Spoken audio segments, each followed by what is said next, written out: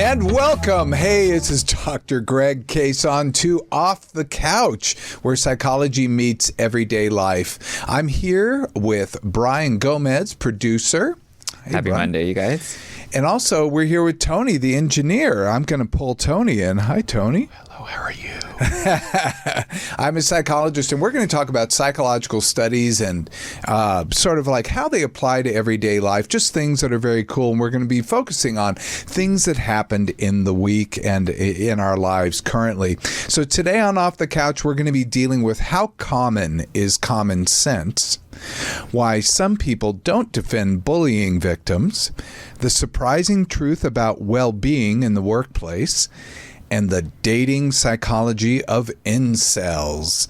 And also for psychology in the news, why some people spread fake news. But first, I just wanted to say I got the best email this morning, you guys. I received an email from the lead author of a study we talked about back in December.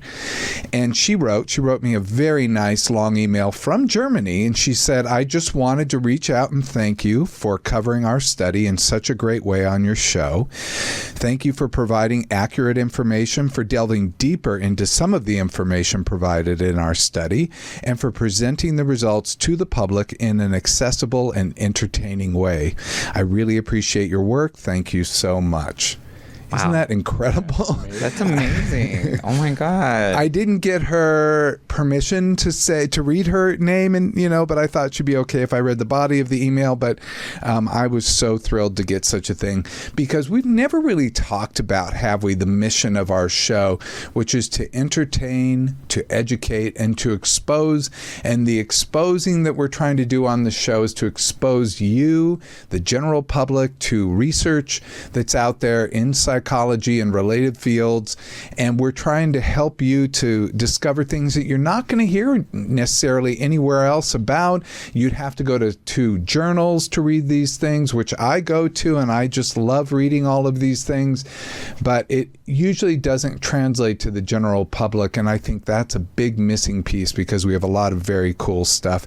And even Brian and I were writing with, this is a kind of our casual is to learn while you listen. And I've enjoyed it so far. I mean, that's why we keep working together for years. So, I wrote back to her an email. I wrote just a gushing email because I was so happy. I just said, it is I who should thank you for the incredible amount of work and dedication it requires to conceive, to execute, analyze, and write up a study of this magnitude.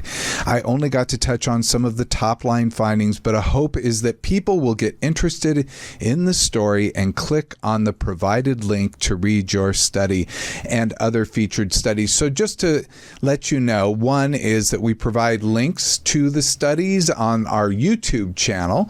So if you go to the YouTube channel and you look, that we're going to have links to all of the studies for each of the shows, and to go to the original study so you can read it for yourself, so you can get the extra information.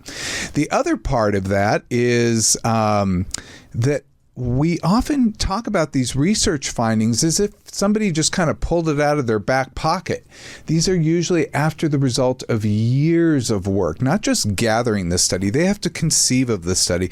They have to propose it. They have to get other universities to sign on to it. They have to get the university to sign off on it, to be able to say it's okay to do, because they have a thing called human subjects, and they have to say, yes, this is done in a humane way, this study, so you can go forward with it. Then they have to execute it. They have to recruit people. They have to go through experiments. This studies that we're talking about take an incredibly long time and an incredible amount of labor to put together, and we're just talking about a sentence or two finding. So we're very lucky and privileged to be able to do something like that, but at the same time, we never really think about all that goes in it. It's like this sweater I'm wearing. We don't think about all that went into choosing the color for this sweater.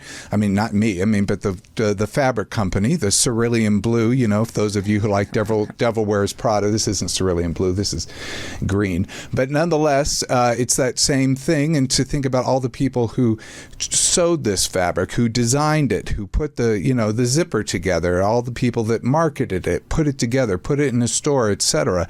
We have to think about all the people that are behind every piece of work we do. So I was thrilled to get this email and thrilled that people are out there doing these studies on a regular basis. And so it's good for all of us.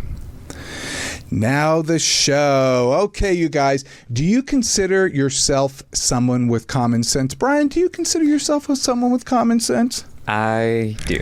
I do. And I am usually upset because I feel like a lot of people lack the common sense.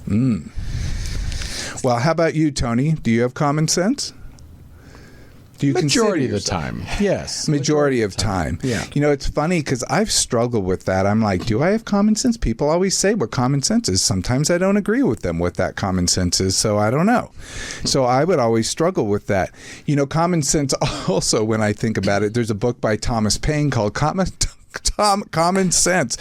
So when I saw this study, I was thinking it was a book review. I don't know why. Nonetheless, common sense is sensible understanding or sound judgment, even if you don't know why. That's what we think of as common sense. A sensible understanding or sound judgment, even if we don't have even if we don't know why, and we assume that everyone has the same understanding. That sound like common sense to you guys?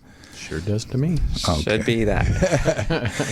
So we all think we know it, and people will go, well, why study common sense? Everybody knows what it is, and that's a common refrain from research to begin with. I hear so many things apply to these kinds of studies. We already know this. This is just common sense. Well, actually, research usually finds either it confirms what we think is common sense, or it might find an alternative finding or some more nuanced findings that can actually tell us more about what's going on. So this study was specifically about common sense. It was done by the University of Pennsylvania, and it was published in the Proceedings of the National Academy of Sciences. So this is very good, great school, Ivy League school, and publishing in a great journal.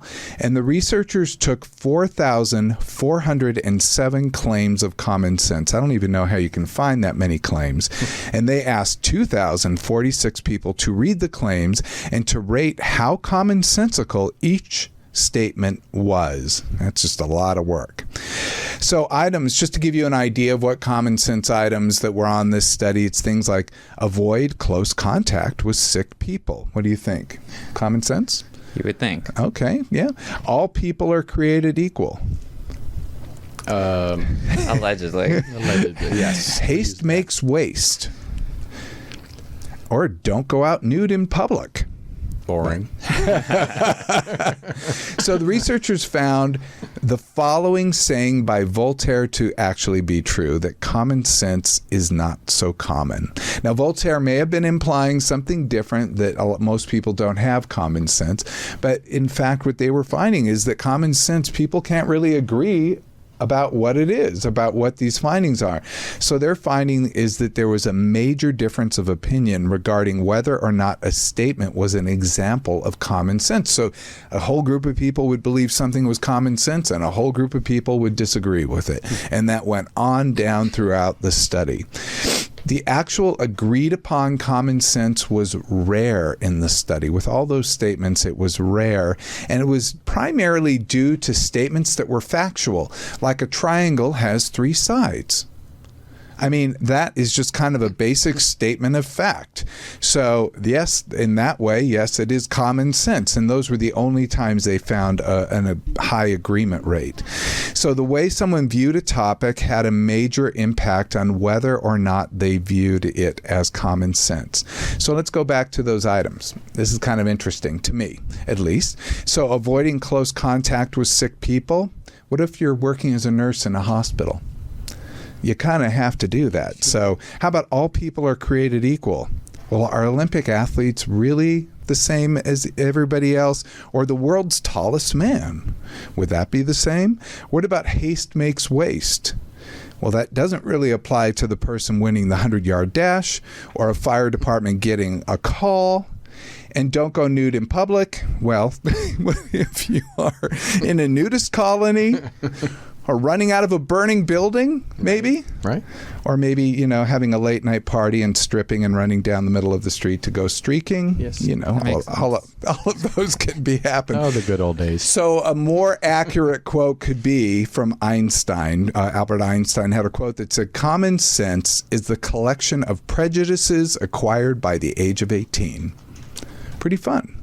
Common sense is the collection of prejudices acquired by age 18. Now, the next study I really want to talk about, it's really was close to me because I had actually been bullied as a kid, and specifically very young at elementary school, especially like first grade, all the first, second grade, whatever. And thinking back, and I could go through that, those circumstances were just very painful. And just to talk about, this was a study done on who defends a bullying victim and why some people don't. Well, the University of Cordoba, Spain, studied bullying, and they defined bullying as a set of aggressive or immoral behaviors repeated over time in which an imbalance of power is created between aggressors and their victims. That sounded really painful, didn't it? Yeah. But it's just basically people who cross the line with other people who assert power over other people, whether it be physical or whether it be moral or emotional, whatever it is, demanding their lunch money. I never had lunch money, so that was never a problem. Now, roles.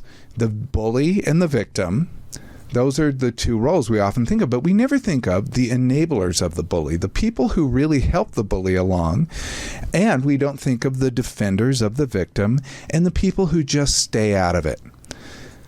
So I did some research last night. I watched Mean Girls. Ooh. So Mean Girls seem to have all of these answers, and I'll come back to that. So the study here was done at the University of Cordoba, Spain, and they teamed up with Universidad Católica de Chile, so the Catholic University in Chile, and apologies for my bad Spanish accent. Longitudinal study with 3,303 adolescents ages 9 to 17 done over 2 years. This was an extensive study. This is in research world, this is a big one. This is good. So they assessed those who defend victims, those who never defend victims, why some people increase their defending of victims, so they start doing it, and why some people stop doing it, why they decrease the defending of victims. So you get a sense of, how people move around. They found, which this finding I was a little suspicious of, honestly. They found those who defend victims, they said 84% of people said they defend victims. Do you guys buy it? No. No, we don't see that on the playground. Especially now. Or in high school. Especially now. I think that's especially How many times do you true. see these videos of people getting beat up and people just pull their phones out and start recording? I don't understand that. So, no, I think with social media, it's made it. I think it's evil, actually, when you have somebody recording somebody else getting hurt. Yeah. Yeah, I truly do. And I don't care what their defense is. Well, I just wanted to make a record of it for my Instagram. Anyway, those who defend victims, they might be, the 84% might be overly high, might be suffering from what's called a social desirability bias. So social desirability bias is when we want to present ourselves in a more favorable light, and we all suffer. Me too. I suffer from it. We all suffer from this social desirability bias. Like if I walked around, probably everyone poops, but if I asked everyone, they probably wouldn't want to answer me about that, or diarrhea, or I could ask, have you ever, I don't know, what are some things people do? Like have you ever straddled 2 parking spaces or not put on your blinker? I don't know. We could go down the line. So those who never defend victims, they never go in there, are 7%. They would admit to it. Why some increase the defending of victims, 4%, and why some decrease, 5%. So you saw there was a much smaller amount. But let's talk about Mean Girls. I thought in some ways they had it all in that movie about bullying. So in Mean Girls, if people don't remember, I don't know if you guys remember this movie. It's kind of catching fire again because of the musical. I probably won't see it because I feel like Mean Girls with Regina George and with Lindsay Lohan, and I forget the woman's name who played Regina George, was just Rachel McAdams, maybe? Just a work of art. All of it. I think beginning to end, one of those great movies. So they had the Plastics with Regina George, who's the queen bee bully. You had Gretchen Wieners, who was the enabler. She was an insecure sweet girl. She was one of the queen bee's friends. You had Karen Smith, who was an enabler. She was the sweet, dim-witted one who could predict the weather with her breasts. You remember her? There were the outcasts. There were Janice. Remember Janice, the artist, or Janice Ian? Good. And Damien, the too gay to function bully. He got bullied. They were both outcasts. And in many ways, the rest of the school. And then there was Katie Heron. Katie Heron was the Lindsay Lohan character. She had lived in Africa, thank you. Just, continent that just slipped my mind there. She had lived in Africa for all those years, and she transitioned to school at the age of 16. So she had never been in a public school, and she was an incredibly well-adjusted young woman. And she came in, and she was a bit of an outcast because she was not dressed the same as everyone. She didn't really know what to do or how to negotiate things. So she was an outcast, and then she was recruited by the queen bees, the Plastics, because she was so pretty, rockin' body, the whole thing. They're like, okay, we need you as part of our group. They pull her in. Then she she started to function as this double agent, being a defender of the outcasts. And then she stopped being a defender and then became a bully herself. And then once she realized that being a bully herself was actually really ugly and creating a lot of destruction in the school, she became an outcast again. So I thought all of that was really a fascinating journey into this. There was also Mrs. Norbury, Tina Fey. She was increased defender. She was one of those adults that stood outside, that didn't really stand for it, as well as Tim Meadows, who played the principal. They kind of stood outside, but they didn't really step in until they were kind of forced to. And we see this a lot with adults in schools. They don't really step in until they're forced to. And then there was Aaron Samuels. He was the good-looking guy that Lindsay Lohan fell for, and he was the ex-boyfriend of Regina George. This might be too much here, but he just stayed out of it, and he grew tired of the bullying and just stayed out of it. But he could have done something, and here's why. It seems that popularity is the key to defending someone from a bully. So people who always defend a bully see themselves as normal, well-adjusted, and popular. Being normal, well-adjusted, and popular, or part of a group that you see you belong, gives you the strength to be able to stand up to somebody else. Does that make sense? When you feel like the world's behind you, you'll stand up to other people. Yeah, Brian? You were about to say? Oh, yeah, no, that's true, because I was in that situation with like my best friend getting bullied throughout high school by a group of girls constantly, that I was well enough and adjusted in school and well known that I stood up for her and they could not say anything. And when I was around, she would not get attacked or anything or harassed because they knew better, And I had the school support. Like it was, like I was a cool, kind of funny kid in high school. So it makes sense that I was able to literally deflect it whenever we were around. Good. Yeah, no, it's really important, and it's very nice that you do such a thing. I don't know if it would be the same, though, if it wasn't my best friend, though. That's my thing, where I'm like, oh, would I have done that just for any random person? I don't know. And I think back when I saw bullying happen, often to people I didn't even know, by people I didn't even know. I went to a giant high school, and I didn't do a thing. And, looking back on it, is that a form of evil too? But when you're in high school, it's just so amplified, everything. And I sometimes feel guilty about those weird incidents that I really didn't know what was going on, but it looked like somebody was being picked on. So people who stop defending, they stop adjusting to evolving social norms. So people who are defending other people, they stop they just stop being the same as other people. These are the people that might be really into horses when they're in second grade, but then when they're in eighth grade, it's kind of weird. It's like it's a little you need to like move on. So it's that they're not adjusting to social norms, so they kind of lose their status in the group. People who begin defending feel more integrated into the group and see that they have a position of influence. I think as I went through school, that increased with me. But, it's funny. I went to such a big school, such a big high school that I don't remember, outside of seeing it very distant from me, I don't remember seeing it in my friend group or within all the people that I knew, and it probably was existing. I mean, I probably have to do a real hard look. Again, I went to a school of 4,000, so we could get lost.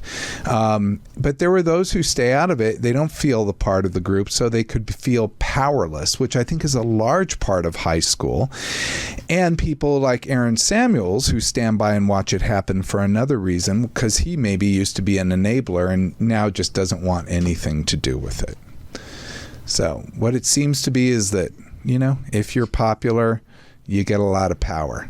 Bottom line. People should use that power for good. Use the power for good. If you're in high school, you need to use that power. I wish I had known more than I do. Than I did then. I wish but you know what they say. Youth is wasted on the young. And I think when I was young, I didn't always know what was best. I don't know if we still do now. So let's talk about wellness in corporate America. This is actually a meaningful topic to me because I was thinking, I actually did my research in this and something called attitude change. And attitude change was, something, I looked at, and I looked at mental health organizations and I looked at training them to change attitudes, to better match things. It was like a precursor to what we now hear is DEI, diversity, equity, inclusion. And back then when I did my study, I did a very large scale study. I did it with over 50 groups. And what I found was, bottom line is that these kinds of classes and things don't work. And I really stood by my findings because I really wanted it to work. And what the data said something different, but the data actually said some kind of cool things about what does work for attitude change in an organization. And my data did stumble upon that, but it seems that but for some reason, I could have had a huge career in this because then it became a very popular form of education in corporate America. And we see this trend to promote workers' well-being in the workplace, doing things like mindfulness, stress management, relaxation classes, distributing well-being apps like Headspace and Calm. Do you guys hear of these things? No? Yes. Also, a lot of work, like employers are giving their employees benefits or like rewards for doing these mental health programs outside of their work, where they're getting paid for them to like do a mental health session or anything, or the work is completely covering for like, let's say 6 sessions for them. Oh, well, that I do like, because that's counseling outside of the workplace session, and that's voluntary. So it's a little bit different, and you're not trying to change the whole workforce. You're basically offering a benefit. And work, because traditional insurance doesn't pay very well at all. They don't get a lot of great providers sometimes, especially in big cities like LA or New York. They may not get a lot of really good qualified providers in those cities. So the companies now are stepping in and providing more of a benefit to their workers. So I actually think that's pretty good. We see that a lot, especially with tech out here in Los Angeles. But I'm watching it spread all over the country. So I'm pretty happy about that. That's a little bit different. This is more like what we tried when I was at the hospital at UCLA, and we had in medical training clinics, just so you know, you guys don't need to know this, but for psychiatry. So in psychiatry, you graduate medical school, and then you go into what's called a psychiatry residency. A psychiatry residency is 4 years. So I was at UCLA and one of the faculty in the training program to help with that. And in that training program, the kids, they're young people. They've graduated medical schools. They have MDs, but they're learning to be psychiatrists. So they have very little time. They're seeing tons of patients. They have to take classes. They have to, do clinics and hospital rotations, and they do all kinds of things. So they're just incredibly busy, and they don't make very much money. It's just a tough world. But we did as part of our clinic, and I really have to hand it to the leader of the clinic. He was a big faculty member at UCLA. He wanted to start doing mindfulness training at the beginning of our sessions, and this we wanted to see. But what quickly became clear to me as somebody who was participating, I was one of the participants in this, is that I was sitting there and going, oh, I wish we had this time to go over cases, because I only have my students for such a short time. I only had them for 4 hours, and and then I'd look up. I'd sometimes open my eyes and look around. I'd see the students trying to sneak and do texts or this or that. And although it was good that we trained them how to meditate, we trained them how to do mindfulness meditation, it also was just one more time eater. So I didn't see it function as well as it could. That's all. So the study is at University of Oxford in England Wellbeing Research Center, surveyed 46,336 workers in 233 organizations in the United Kingdom. This was a massive survey, so they're basically asking people what's what.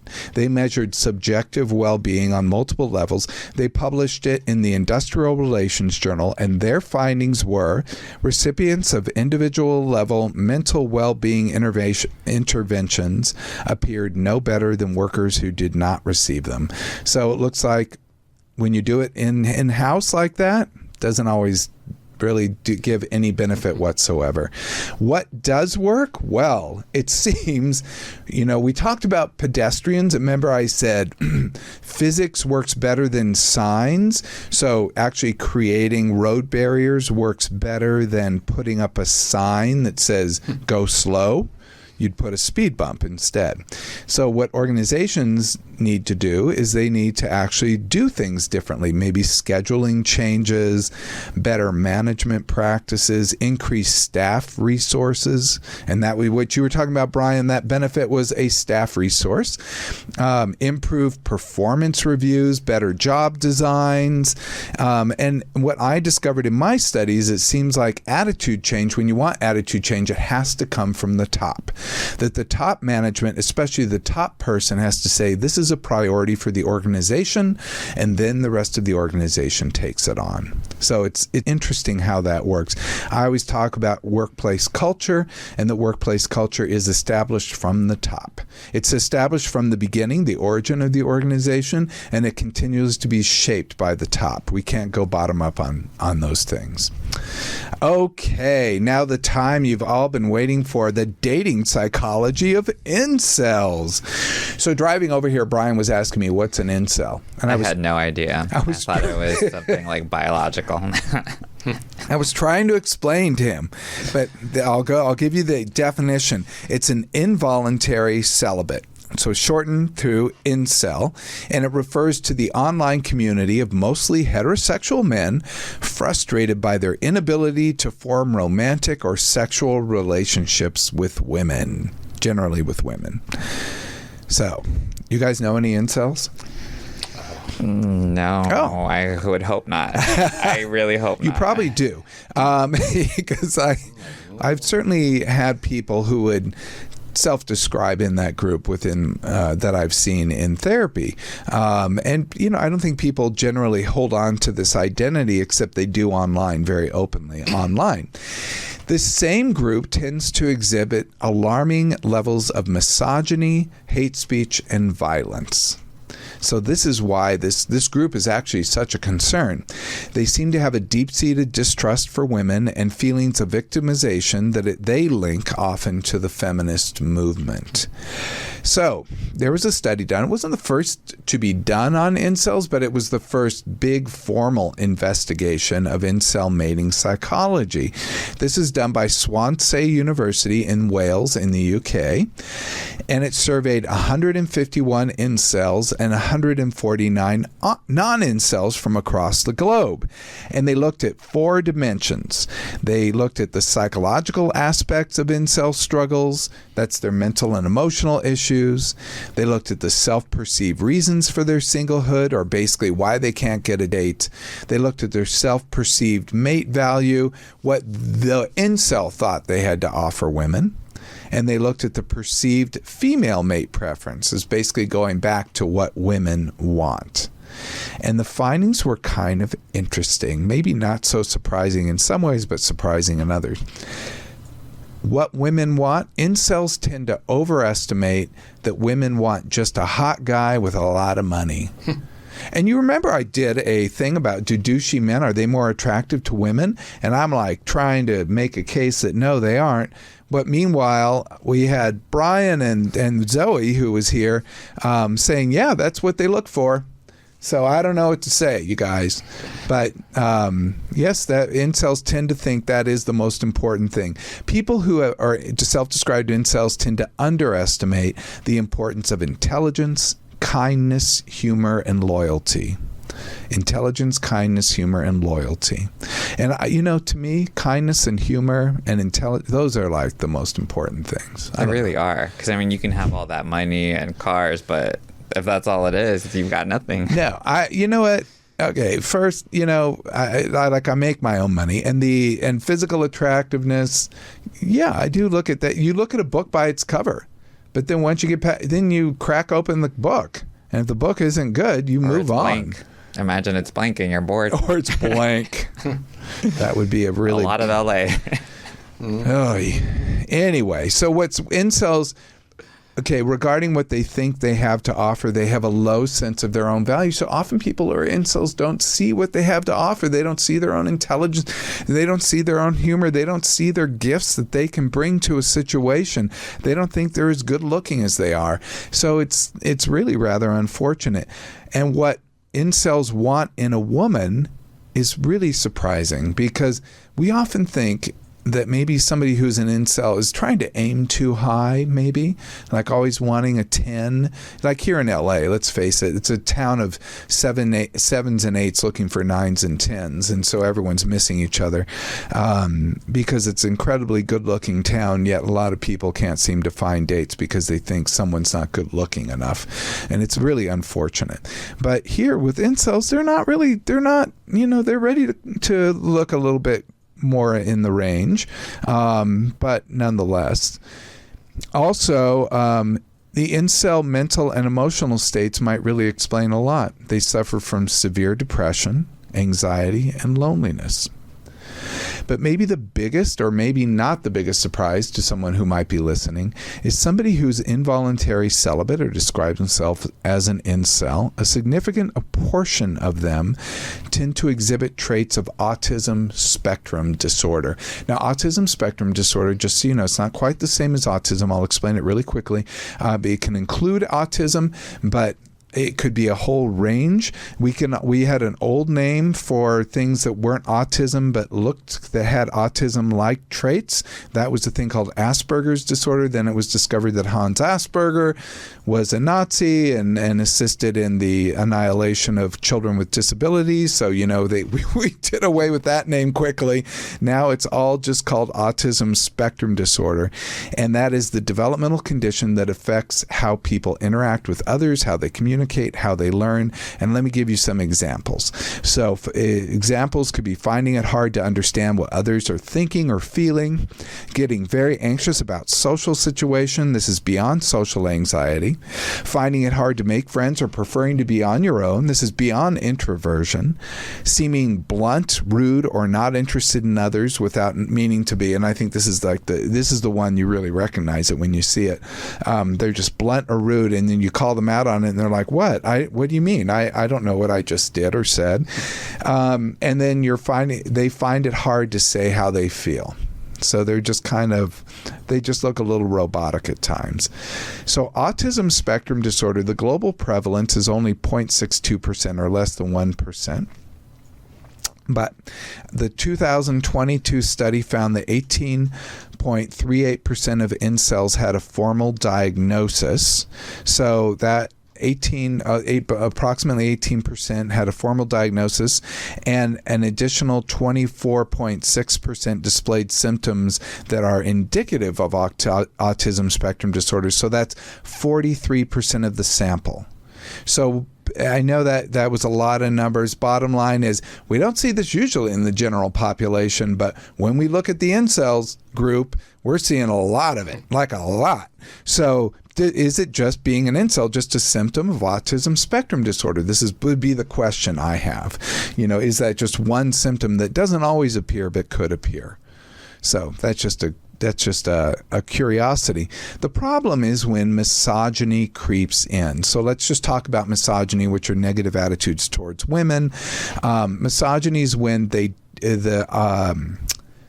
when people who are incel doubt their own appeal to their female partners. Now think about this. Do you know the story of sour grapes? It's the fox. He's really wants these grapes. I think this is how it goes. And he wants these grapes and he can't reach them. He can't jump up high enough. So he just says, the grapes must be sour. They're bad grapes. So he can kind of deal with the fact that his own inability to get the grapes was not him. It was a choice because the grapes are bad. So that kind of sounds like this type of misogyny that they're declaring women are bad because they have difficulty getting women. So unwanted celibacy also predicts misogyny. So even when they don't identify as incels, so people who have trouble basically mating, and men who have trouble mating may have more propensity toward misogyny. And the belief in their low mating value may be the key. So negative attitudes towards women, it's kind of interesting. One comes from this, and there are a couple of cognitive, these errors we talk about. Mind reading, one, thinking women think poorly of them. They may think nothing of them. They may think very nicely of them, but mind reading is saying I can tell what she's thinking. And something called confirmation bias, we've heard a lot about that I think recently. It's focusing only on evidence that supports your belief. So if a woman is she's busy doing something, she's on her phone, she's ignoring me, as opposed to she's just she's just busy on her phone, and she's not necessarily ignoring you. It's the same behavior, but you're focusing on the behavior, thinking it supports your belief that she's ignoring you. What is the treatment?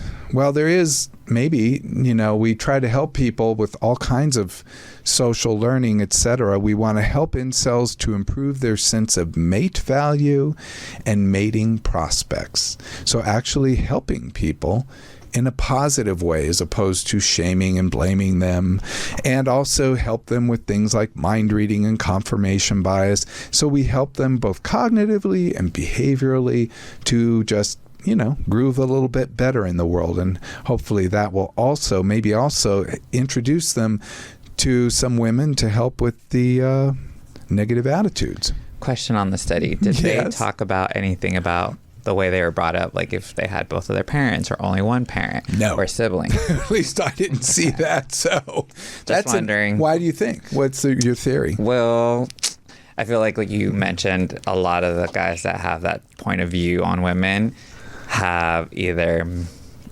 a parent missing where they weren't, I feel like, brought up properly or taught how to respect certain people, or really informed on how the world actually works. Or they've been hurt by a specific somebody, and I feel like that kind of deters them from ever trusting or yeah, I feel like it's just a little. Well, that goes to stereotype of original it, I learning. guess. Yeah, no, I don't think that's a bad theory. It goes to original learning, and it goes to exposure, and it goes to maybe an early trauma experience or a later trauma experience that can change attitudes. I mean, all of those things can be important, but regarding the autism, that one seems to be more developmental. That means seems makes to sense. come from when they're a little kid. I've not heard of that developing later. So, interesting. I'm not. Incels, not my expertise. I wish I did. I just thought it was super interesting because It is. we Now always I'm hear about this interested group. in We always hear about this group, and I bet these are not bad people. They're just, they're just drawn poorly or whatever that Jessica Rabbit line is. We're all a little different, I say. Yeah. So how do you get your news? That is our next story. I want to start to go and talk about news because there were just a bunch of stories about or a bunch of studies about how people consume news. Tony, how do you get your news? In the morning, in the evening, on my drive home. So CNN from Sirius Radio. Ah, okay. Or, of course, my phone. Okay. So you do. Yeah, it's interesting. So we're going to put a finger in that because we're going to talk about. And Brian, how do you get your news? Oh, I get it on my phone. I usually just follow news outlets on social media, which is probably. Social media can be scary. I mean, hey, we all know that. You actually follow actual news outlets? Yes, because I'm always on Instagram, so for me, it's easier to just have it pop up when they're posting it. So yeah, I tend to but I've developed this philosophy of long ago. So I'll tell you what my bias is. I subscribe to a physical newspaper, the LA Times, because I believe in the local paper. I've always believed in the local paper. We used to have the LA Weekly, 2 out here, but that disbanded. Now it's LAist and God knows what. But when I lived in New York, it was the Village Voice, and there I subscribed to the New York Times. When I lived in Houston, I subscribed to the Houston Chronicle. You see a theme. I like the physical paper, and there's a particular reason I do, and because I like to just leaf through the paper and discover news, which is a little maybe curated because you're getting curated by the newspaper itself, but you actually read a lot of things that you wouldn't otherwise come across. I also do subscribe to online versions of Washington Post, Wall Street Journal, and New York Times. And yes, all of this costs a lot of money. And I will say that the LA Times subscription is not doable for most people. It's about $100 a week. Oh. It's crazy, isn't it? It's expensive. I mean, it's so God. expensive. Wait, am I going? It's like $200 every. Oh no! It's about $25 a week. I take that Okay, back. I was like, wow. No, I what take news that back. are they giving? Yeah. Right. No, wait. It better be really good news. Anyway, I'll have to go back and look. Whatever it is, I think it's. I can't go in. I have to look. But it's a lot of money. Whatever it is, I think it's out of reach to most people. I think it is about $25 a week. So I apologize. And then I also do the same thing you guys do. I look at my phone. I look at the research. Not research. I look at the stories there, and those are more curated for me because they learn my algorithm and they learn what kind of things to feed me. Same thing when I'm on YouTube, because I go to YouTube and I'll look up clips of things. I will look up specific things all the time, but because I look up specific things and YouTube's like, we're going to send you 10 more of those. So I start to get that. So I definitely am an amalgam of both just a regular news person, which is about 2/3 of people, and the news finds me. So news finds me actually is 1 in 3 adults. News finds me people are the people that only do it passively. So Brian, you might be a news finds me person where you just wait till it comes to you versus going and seeking it out. So this becomes very interesting because how it affects our consumption. Though many, if not most, still get it by traditional means. That's newspapers and network. Most 1/3 of news finds me. Oh, I just said that. So let's go to the study. This is by Penn State University. Penn State, by the way, so the University of Pennsylvania out in Philadelphia, and then there's Penn State way on the other side of Pennsylvania, and it's in this gorgeous little town, but way out there on the other side It's really a cool place. But anyway, Penn State, they're great school too. Did a study published in the Communication Research, and they basically said that thanks to algorithms, it's easy to take a passive stance accessing news, then spread it on social media. So the problem that they assess is that those that take a news finds me stance tend to believe they are more informed than they actually are. So that's interesting. So when people just take a more passive approach, they tend to believe they're more informed than they actually are. They did a study of more than 530 individuals. They tracked them while looking at mock news sites. This is so, in the research world, we have to control all the variables. We can't do these quasi-experimental. We like experimental. We like it where we can control the variables. It gives a much cleaner finding at the end. So they did these quasi-news sites, and they developed all these different ways, and they measured people as they clicked and clacked, as they looked at sites, as they went and found things, and they measured everything. This is what they found. So they looked also at their beliefs. I forgot to say about that. They looked at their beliefs, like, I rely on my friends to tell me what's important when news happens. I've actually heard this from a lot of people. And I can be well informed even though I don't actively follow the news.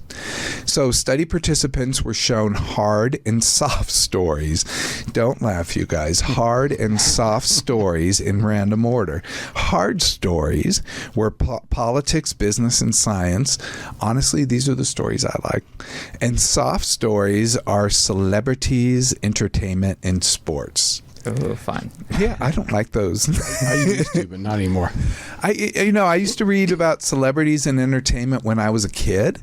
I used to really like that stuff.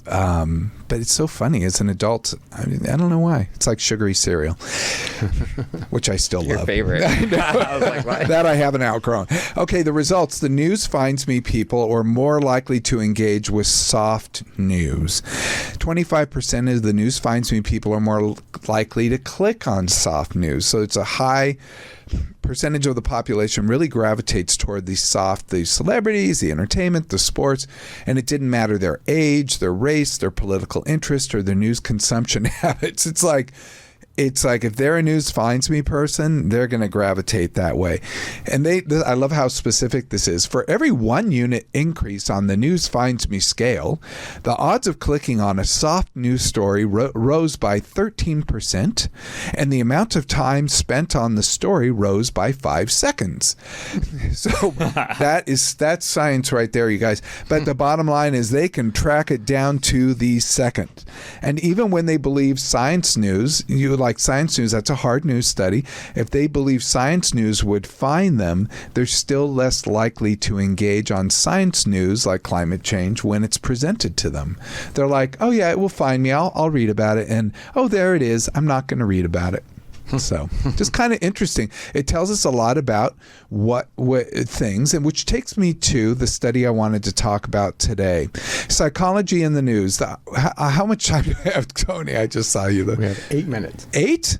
Okay, well then, we may not have time to go into all of this. Psychology in the news. Iowa caucuses, nearly 2/3 of Iowa caucus-goers said President Biden did not legitimately win the election in 2020. 2/3. So I was like, whoa, that is crazy. I usually wouldn't even talk about a finding or I wouldn't even talk about this as a study, but why do so many people believe this kind of falsehood? Well, luckily there were a lot of studies about why people gravitate towards stuff like this. By the way, there were 3 million people in the state of Iowa. There are 4 million just in the city of Los Angeles. The state of Iowa is a small place, but only 110,000 people did the caucuses. That is, they're Republican.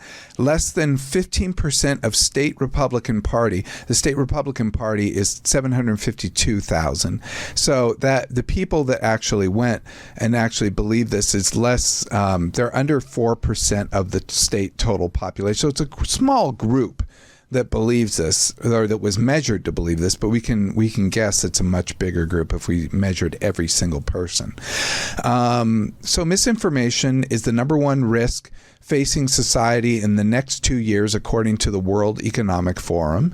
And one of the main ways information is spread is on people's social networks.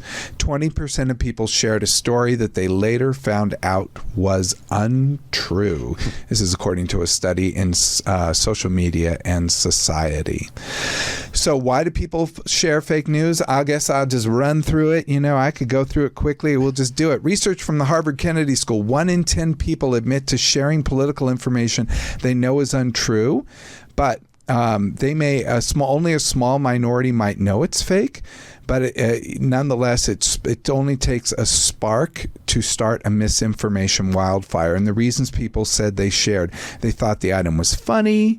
They wanted to illustrate an item was false. Like, can you believe this? Others minimize harm, like, no one cares. No one will believe it, so I'll just share it anyway.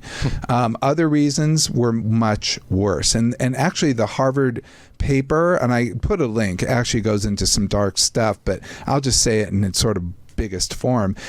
People had antisocial or negative desires. They wanted to hurt people. So they wanted to spread information to achieve personal objectives, even if it means attacking other people to try to manipulate them, like a smear campaign against a politician or boosting a politician, like who doesn't deserve it.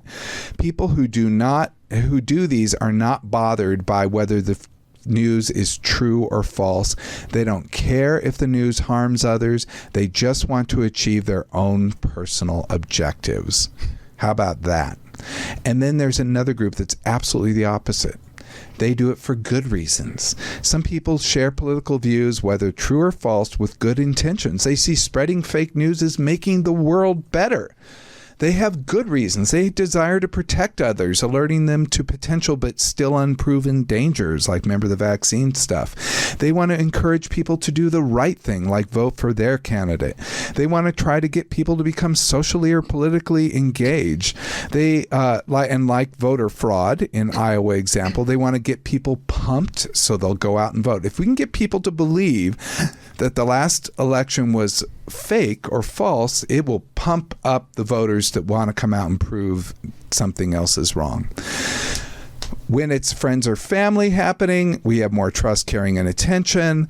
And stories that make us more emotional, usually by scaring us, are the ones that go viral. Fear is the number one most powerful emotion.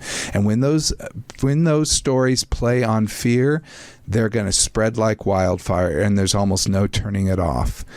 So who's doing it? Well, we're going to talk about that a bit more next time. I'm actually going to put up the rest for next time, because it's actually pretty interesting that there are some political groups who view things a bit differently, and we'll kind of pick this up a little bit differently. So that wraps up our show for today. But wow, what do we do with it? What do you think for all this, Brian? Well, it's crazy that this is even still happening. But in school, I took a critical thinking class, and it was about conspiracy theories, and I just took it for fun. But I never in my life thought that this would be like a life survival skill that people are needing nowadays. It's just insane. It's insane. Like, if you truly do not fully understand and know where this is coming from, you should not share or post or anything until you have figured it all out. Yeah, I remember once I said, when in doubt, leave it out for like social stuff. But with news, when in doubt, check it out. It's a good idea to look and just verify your information. A good website is Snopes.com, Snopes.com. They debunk studies. It's just a fun site to read too, because they just have cool stuff. It's really fun. Like, they tell you where's there a hole in the spaghetti strainer? Like, they tell you cool stuff. So I'd advise going to that website. So be skeptical when you see things. Check it out. And remember, common sense may actually just be your opinion, not an agreed upon common sense. So that wraps up the show for today. Thank you, Tony, for being with us today. Of course. Thank you for inviting me. Thank you. And thank you, Brian. And this is Dr. Greg Case. I'm bidding you all farewell. Be flexible. be present and be kind. Thank you. Until next time.